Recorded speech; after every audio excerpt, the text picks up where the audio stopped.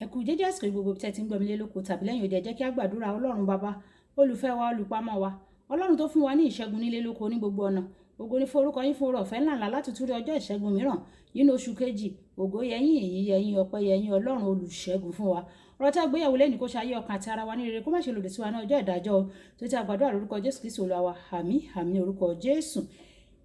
Ìwé ọ̀run ṣíṣí tí a ti ọwọ́ olùṣọ́ àgùntàn yín náà kọ Adéjàre Adébóyè kọ ní ọjọ́ ìṣẹ́gun ọjọ́ kọkànlá oṣù kejì, ọjọ́ kọkànlá oṣù kejì. Àkòrí tí a ó gbéyẹ̀wò òmìnira òtítọ́, òmìnira òtítọ́. A mú àkọ́sórí wa nínú ìwé Jòhánù orí ìkẹjọ ẹsẹ̀ ìkẹrìndínlógójì. Jòhánù orí ìkẹjọ ẹsẹ̀ ìkẹrìndínlógójì.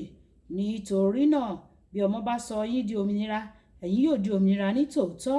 Ìgbà tí a mú bíbélì kíkà wa nínú ìwé orin Dáfídì orí ìkẹrìndínláàádọ́jọ ẹsẹ̀ ìkarùn-ún dé ìkẹwàá. Orin Dáfídì orí ìkẹrìndínláàádọ́jọ ẹsẹ̀ ìkarùn-ún dé ìkẹwàá. Ìbùkún ni fún ẹni tí ó ní Ọlọ́run Jákọ́bù fún ìrànwọ́ rẹ̀, ìrètí ẹni tí ń bẹ lọ́dọ̀ Ọlọ́run Olúwa rẹ̀, ẹni tí ó dọ̀run ayé, òkun àti àwọn ohun tí ó wà nínú wọn, ẹni tí ó pa òtítọ́ mọ́ títí láéláé, ẹni tí ó ṣe ìdájọ́ fún ẹni ìnilára, ẹni tí ó fi oúnjẹ fún ẹni tí ebi ń pa. Olúwa tú àwọn ará túbú sílẹ̀. Olúwa ṣí ojú àwọn afọ́jú. Olúwa gbé àwọn tí a tẹ̀ lórí bá dìde o. Olúwa fẹ́ àwọn olódodo. Olúwa pa àwọn àlejò mọ́. Ó tu àwọn aláìní baba àti opó lára o. Ṣùgbọ́n ọ̀nà àwọn ènìyàn búburú ni yóò dàrú. Olúwa yóò jọba láéláé. Àní Ọlọ́run rẹ, ìwọ Síónì, láti ìran dé ìran gbogbo. Ẹ fi ìyìn fún Olúwa. Wáyé tẹ́tí bẹ̀rẹ̀ jẹ́ láti gbọ́ ohun tí olùṣọ́ àgùntàn yín náà kọ Adéjàre Adébóyè ní fún wa ní èní ọjọ́ ìṣẹ́gun. Ẹja tó wà nínú kànga ó lè jọ pé ó ń ṣe dáradára bí ó bá ti lè lúwẹ̀ẹ́ ní olóbìrípo. Ẹ̀wẹ̀ kò lè jáde nítorí ògiri tó yí i ká. Wíwà nínú ẹ̀wọ̀n dàbí ẹja tó wà nínú kànga o. Àwọn ẹlẹ́wọ̀n máa ń jẹun ṣùgbọ́n kì í ṣe irúfẹ́ oúnjẹ tí wọ́n fẹ́ ni wọ́n máa ń jẹ o. Bákan náà, nígbà tí wọ́n bá ṣe àìsàn, wọ́n máa ń ṣe ìtọ́jú wọn o. Mo mọ èyí nítorí wọ́n máa ń lọ sí àwọn ilé ẹ̀wọ̀n láti lọ wàásù fún wọn níbẹ̀. Wọ́n máa ń tọ́jú àwọn ẹlẹ́wọ̀n tí yóò jọ pé wọ́n ń gbé ìgbé ayé bí àwọn ènìyàn yòókù, ṣùgbọ́n òmìnira wọn ó ní gbèdéke nínú ọgbà ẹ̀wọ̀n. Tí o bá wà nínú ẹgbẹ́ kan tí o kò bá lè jáde kúrò níbẹ̀, ó wà nínú ẹ̀wọ̀n nìyẹn o. Ó lè jọ pé jíjẹ́ ọmọ ẹgbẹ́ òkùnkùn náà ó fún ọ ní àwọn àǹfààní kan. Ẹ̀wẹ̀ tí o bá wò ó dáradára, ìwọ yóò rí pé ohun tí ò ń yọ̀ọ̀dá fún ẹgbẹ́ náà ó ju àwọn tí ò rí gbà lọ lọ́wọ́ ẹgbẹ́ náà. Ní ọ̀pọ̀ ìgbà, wọn yóò béèrè pé kí o fún wọn ní àwọn nǹkan tó tóbi tàbí kí o ṣe ìrúbọ tí yóò pa ọ́ lára. Wọ́n á ní kí o ṣe ìrúbọ tí yóò pa ọ́ lára gidigidi àti pé kí o fi àwọn olólùfẹ́ rẹ ṣe ètùtù. Níbi tó burú dé, kò sí ohun tí wọn kò lè béèrè fún o. Bó bá ṣe burú tó, o kò lè kúrò. O lè ti rí àwọn àpẹẹrẹ àwọn ènìyàn kan tí wọ́n gbìyànjú láti kúrò, tí wọ́n kú, tí wọ́n ya wèrè tàbí tí wọ́n ṣe alábàápàdé ohun kan búburú tó burú jáì.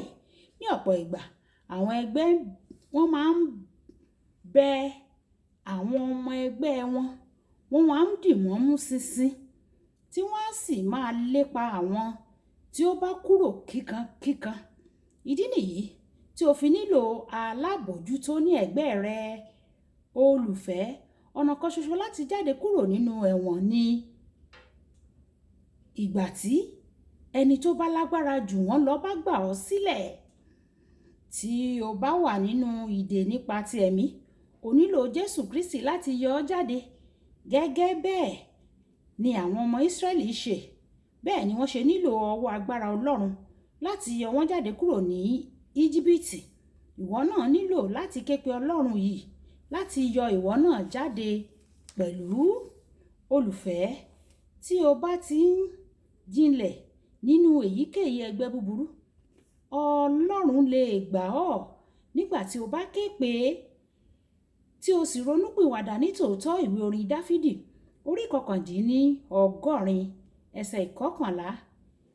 Kì í di etí sí igbe àtòkè wá, bẹ́ẹ̀ ni kì í kẹ́gàn ìròbìnújẹ́ ọkàn àwọn onírora àyà.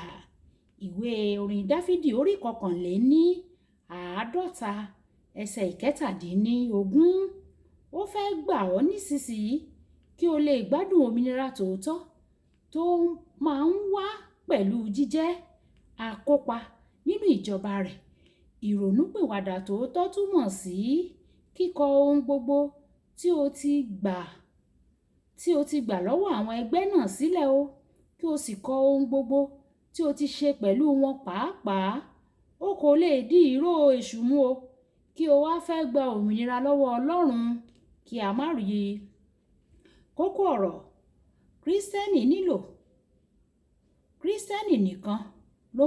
Kírísítì nìkan ni ó ń fúnni ní òmìnira tòótọ́.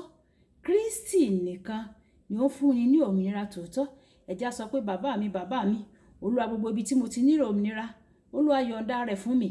Ẹ jẹ́ á sọ fún Ọlọ́run pé àwọn tó yí wa ká tí wọ́n sì wà nínú ẹgbẹ́ búburú, ẹgbẹ́ òkùnkùn, Olúwa fọwọ́ tọ́ wọn lọ́kàn kí wọ́n lè yọ̀ǹda fún ọ pátápátá, kí o lè gbà wọ́n kúrò nínú ẹgbẹ́ búburú yìí, kí wọ́n yọ̀ǹda fún ọ pátápátá, kí wọ́n lè jẹ́ àjogún àti àjùmọ̀jogún ìjọba Ọlọ́run.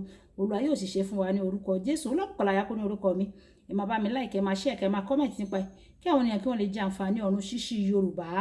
Náání náání náání ohun àní náání náání o. Ó dàbọ̀.